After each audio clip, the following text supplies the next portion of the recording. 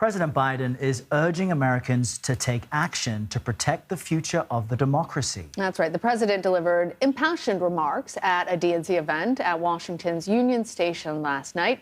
Mr. Biden is calling for voters to take matters into their own hands and prevent the demise of democracy as we know it, he says. We must vote knowing who we have been, what we're at risk of becoming. Look, my fellow Americans, the old expression, freedom is not free. It requires constant vigilance. From the very beginning, nothing has been guaranteed about democracy in America. Every generation has had to defend it, protect it, preserve it, choose it. For that's what democracy is. It's a choice, a decision of the people, by the people, and for the people. CBS News senior White House correspondent Weijia Jiang joins us now. Outside of the White House there, Weijia, it's good to see you.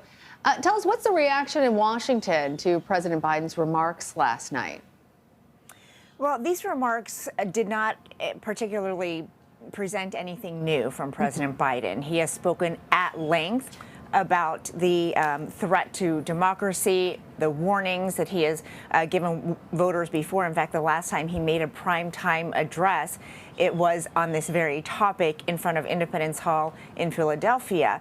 Republicans were very quick to respond, especially with House Minority Leader Kevin McCarthy making the rounds in interviews and tweeting that the president was just trying to divide and deflect from the real issues. He claims that the president is trying to make voters focus on something other than what he calls the problems in the country: inflation, gas prices, border security, et cetera, crime. And so I think, the real question is not how Washington is responding, but how voters will respond, because the president was making a direct plea to voters to really, think about what's at stake come Election Day, but also to draw attention to the fact that political violence is a very real threat. Of course, these remarks came less than a week after the House Speaker, Nancy Pelosi's husband, Paul Pelosi, was viciously attacked in his own home. And, White House officials say that the president had wanted to revisit this topic, but because of what happened, there was a sense of urgency, which is why he delivered that speech yesterday when he did. It's interesting, Weijia, because even under President Trump, ahead of the 2020 election, he was critical of the election process and fair elections. And the criticism always was, well, hang on a minute, you're in charge, so you're criticizing your own system. To that same point, though, if President Biden is saying, the future of democracy and our current trajectory is under threat, doesn't he shoulder some of the responsibility to protect that? And this speech, it's less than a week before the midterm elections. His last speech was 2 months ago. Is the White House really confident that saying this from President Biden now, as you mentioned, nothing new, will really move the needle for anybody? Well, I think that's a really important question that we don't really know the answer to, because, as you know, from talking to our colleagues around the country, the issues that are driving them to the polls, sure, some would say the threat of democracy, but of course, at the top of everyone's minds, whether you're a Democrat or a Republican, is just making it through the day. It's just paying the bills and, trying to deal with these, with inflation, with high prices, with gas prices. Now the holidays are right around the corner.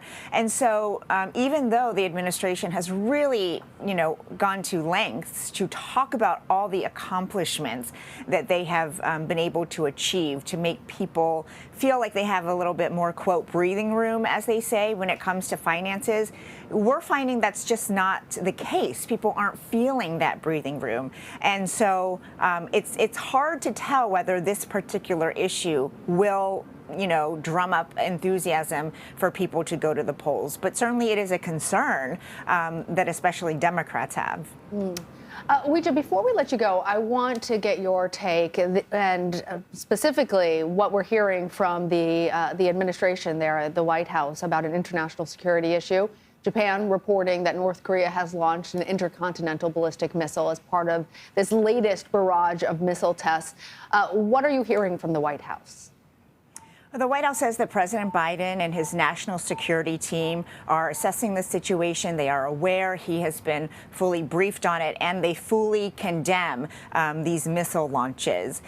They've also said that there will be necessary measures to ensure the security of the American people as they work with allies. Of course, those were unspecified measures and no details about what potential consequences could come down the pike. And it's not necessarily surprising that North Korea is firing off these missiles. I would say the number of them that they have done in just one day alone, for example, is startling compared to what we've seen before. But, you know, this is a tactic that they have long used, they say, as a defense to the drills that South Korea and the U.S. continue to do. But, you know, I think the question now is, you know, what is the red line, and what are those consequences if, in fact, North Korea crosses them by launching even more missiles? That's right, because those joint exercises always prompt this type of a response from North Korea. But this is more than we've seen. That's right. It's a very, very serious moment right now. Weijia Jiang, thank you so much. There as the autumn leaves fall around you at the White House. We appreciate it. Lovely.